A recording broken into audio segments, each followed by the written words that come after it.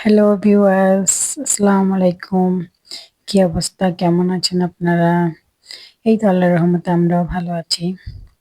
আজকে হঠাৎ করে দুপুরবেলায় বলতেছে গরু মাংস খাবে। আসলে অ্যালার্জির কারণে গরু মাংসটা খেতেই মন চায় না একদম। তারপরে যখন হাসব্যান্ড বলতেছে খাবে, তো এই তো সব গুছিয়ে নিলাম। পেঁয়াজটা ভাজা দিয়ে দিলাম। প্রেসার কুকারে করতেছি যাতে একটু ভালোভাবে সিদ্ধ হয়ে যায় তাড়াতাড়ি। সময় কম থাকলে আসলে প্রেসার কুকারে করলে এটা ভালো হয়, যাতে তাড়াতাড়ি সিদ্ধ হয়ে যায়, জিনিসটা অনেক ভালো লাগে। তারপর ধরেন একটা পাত্রে ঢেলে নিলে হচ্ছে। এটা আদা রসুন মরিচ মশলা যা দেওয়ার সব কিছু দিয়ে নিলাম। দেওয়ার পরে ভালো করে কষিয়ে নিচ্ছি। তো কষিয়ে নেওয়ার পরে একটু হালকা করে পানি দিয়ে দিব। পানি দিয়ে দিলে এটা মানে নিচে লাগে না, তার জন্য দিয়ে একটু ভালো করে নাড়া দিয়ে ভালোভাবে কষিয়ে নিব। তো এই তো রেডি করতেছি রান্না করার জন্য সবকিছু। এই যে গরু মাংসটা দিয়ে দিলাম ভালো করে। গরু মাংস বলতে কলিজা, ফেপসা, তারপরে গরুর গুদ্দা বলে গুদ্দা, তার সাথে মাংসও আছে। মানে একটু মিক্সড করা সবগুলো একসাথে। হুম, এভাবে ভুনা করলে ভালো লাগে। আবার এমনি যদি শুধু মানে কলিজার সাথে ফ্যাপসাটা ভুনা করি না, ওইটা ভালো লাগে না। তো এখন একটু মানে মিক্সড করে করতেছি।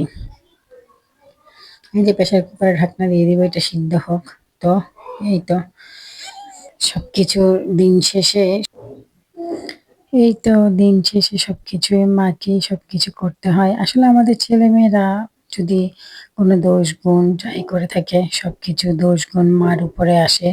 সমাজটা এরকম, কখনো অন্য কারো উপরে দোষ দিবে না, মার উপরে দিবে। এটা চিন্তা করে না যে মার উপরে এত প্রেশার কিভাবে আসে। তো এই যে আমার প্রেশার কুকারের মাংসটা ভালো করে পাতিলে ঢেলে নিলাম। একটু পাতিলে ঢেলে নিব। নেওয়ার পরে টমেটো দিয়ে একটু নাড়াচাড়া দিয়ে নিব। ধনিয়া পাতা দিব, কাঁচামরিচ দিয়ে দিব। তারপরে একটু নাড়াচাড়া দিয়ে ধনিয়া পাতাটা দিয়ে একটু বলকের মধ্যে রাখবো, যাতে একটু ভালো করে ঝোলটা হ্যাঁ মাংসতে আলুতে ভালোভাবে ঢুকে যায়। এই যে ধনিয়া পাতা দিয়ে দিলাম।